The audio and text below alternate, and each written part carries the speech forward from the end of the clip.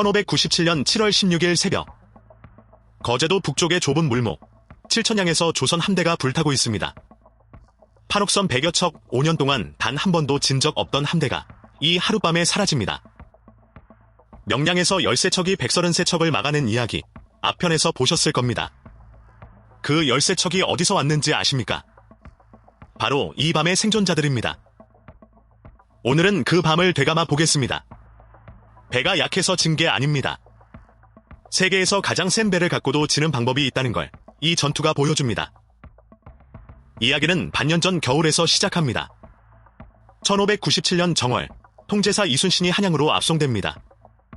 적장이 건너오는 날짜를 알려줄 테니 바다에서 잡으라는 첩보. 이순신은 함정으로 판단하고 움직이지 않았고 조정은 그것을 왕명거역으로 물었습니다. 그 첩보의 출처가 문제였습니다.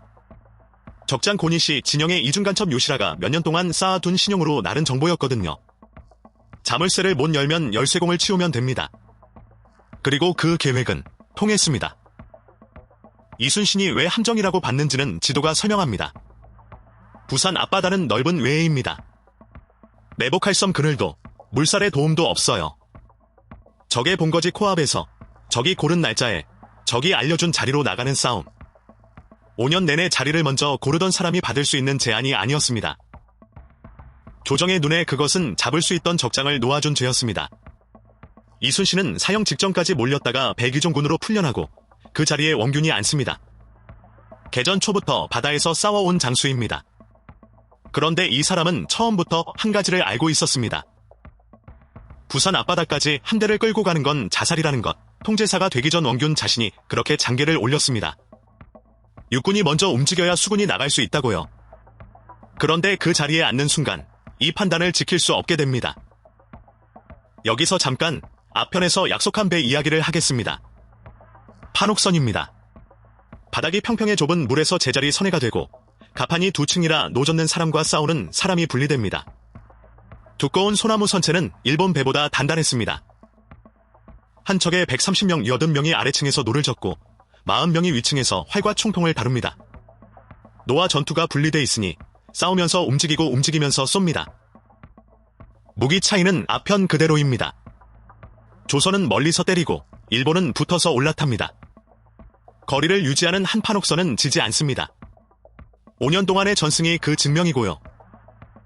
가판 위의 총통에는 하늘천, 땅지, 거물현, 노를 황 천자문 순서로 이름이 붙습니다. 천자총통이 가장 크고 순서대로 작아집니다. 대장군전이라는 통나무만 한 화살을 날리면 일본 배의 얇은 선체는 그대로 뚫렸습니다. 만듦새도 다릅니다. 판옥선은 두꺼운 소나무 판을 나무못으로 짭니다.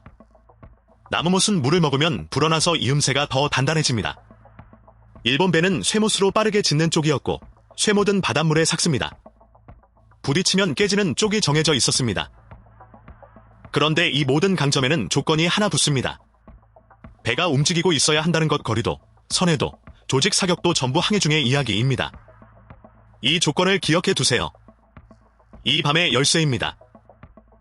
이제 함대를 굴리는 쪽을 보겠습니다.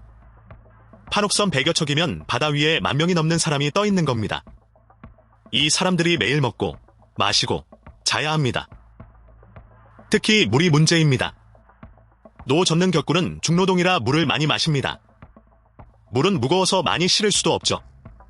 그래서 함대는 며칠에 한 번 반드시 물을 기를 수 있는 해안에 붙어야 합니다.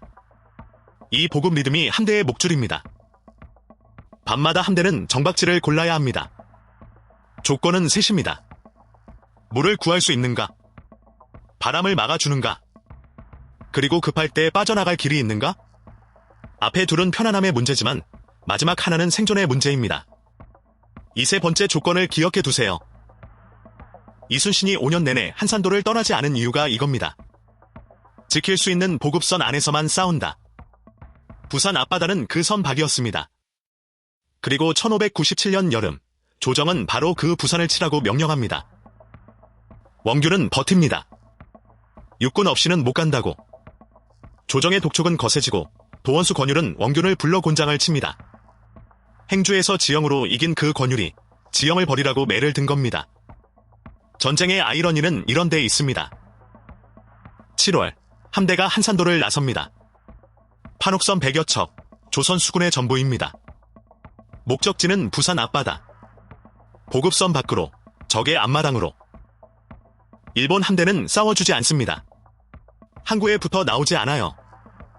안골포에서 이순신이 쓴 그 수를 이번엔 일본이 조선에게 씁니다. 시간은 보급이 끊긴 쪽에 불리하게 흐릅니다.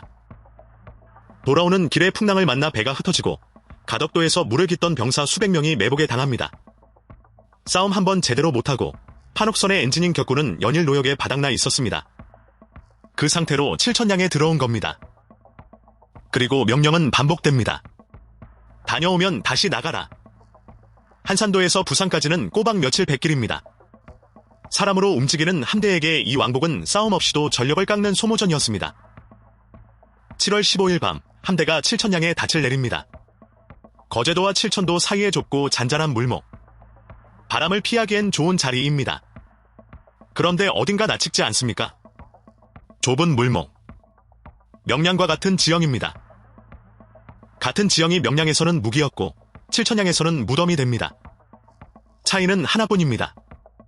명량의 판옥선은 움직이고 있었고 칠천량의 판옥선은 묶여 있었습니다.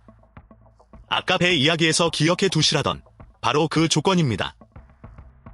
여기서 정박이라는 상태를 뜯어볼 필요가 있습니다. 닻을 내린 판옥선이 다시 싸울 수 있는 배가 되려면 닻을 감아올리고 자던 격군 80명이 노 자리에 앉고 포수가 화약을 재고 배들이 서로 부딪히지 않게 대열을 짜야 합니다. 아무리 빨라도 한참이 걸리는 일입니다. 게다가 좁은 물목 안에 100여 척이 몰려있으면 움직이려는 배들끼리 서로를 막습니다. 명량에서 일본 함대를 가뒀던 바로 그 원리가 이번에는 조선 함대를 가둡니다. 지형은 편을 가리지 않습니다. 준비된 쪽의 편일 뿐입니다. 그리고 칠천량은 아까 말씀드린 세 번째 조건이 약한 자리였습니다. 급할 때 빠져나갈 길이 좁아요. 바람을 막아주는 아늑함과 갇히기 좋은 지형은 같은 말의 양면입니다. 평시에 좋은 정박지와 전시에 좋은 정박지는 다른 곳입니다. 그리고 이 밤, 경계가 무너집니다. 척후는 성기고 지휘부의 장악력은 이미 곤장과 폐주와 피로 속에 녹아 있었습니다. 기록은 이 밤의 조선 함대를 이렇게 요약합니다. 적이 오는 것을 몰랐다. 7월 16일 새벽 일본 함대가 어둠 속에서 물목으로 미끄러져 들어옵니다. 수백 척입니다. 이번에는 일본이 야간 기동으로 조선이 정박으로 5년 동안의 역할이 정확히 뒤바뀌어 있습니다. 이 새벽을 이끈 이름들이 의미심장합니다. 도도 다카토라 그리고 와키자카 야스하루. 와키자카는 5년 전 한산도에서 하객진에 함대를 잃은 그 사람입니다. 조선 수군에게 당하는 법을 5년 동안 배운 지휘관들이 조선 수군이 가장 약해지는 조건을 정확히 골라 들어온 겁니다. 그들이 내린 결론은 단순합니다. 움직이는 판옥선과는 싸우지 않는다. 묶여있는 판옥선을 친다. 5년치 패전의 수업료로 산 답이었고 정답이었습니다. 불화살이 날고 배가 붙습니다. 조총의 사거리 50m.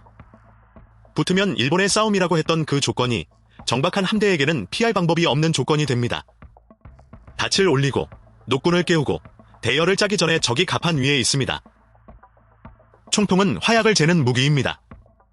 자다 깬 포수가 어둠 속에서 첫발을 준비하는 동안 싸움은 이미 칼의 거리로 넘어와 있었습니다. 판옥선의 모든 강점이 단 하나의 조건이 무너지자 전부 무효가 됩니다. 일본 수군의 전법에는 이름이 있습니다. 등선 육바. 배에 올라타 몸으로 부딪혀 끝낸다. 5년 동안 판옥선의 한 포가 허락하지 않던 싸움입니다. 그 싸움이 이 새벽 처음으로 성립합니다. 갑판 위에서 조선 수군이 가장 못하는 종목으로. 그래도 배들은 싸웁니다. 전나우 수사 2억기, 충청 수사 최호. 개전부터 함께 싸워온 지휘관들이 이 물목에서 전사합니다. 무너지는 와중에도 끝까지 배를 지킨 사람들이 있었다는 것도 같은 기록에 남아 있습니다. 대열이 풀린 함대는 물목 밖으로 밀려납니다. 남은 배들은 춘원포 쪽으로 몰렸고 거기서 배를 버리고 무트로 오릅니다.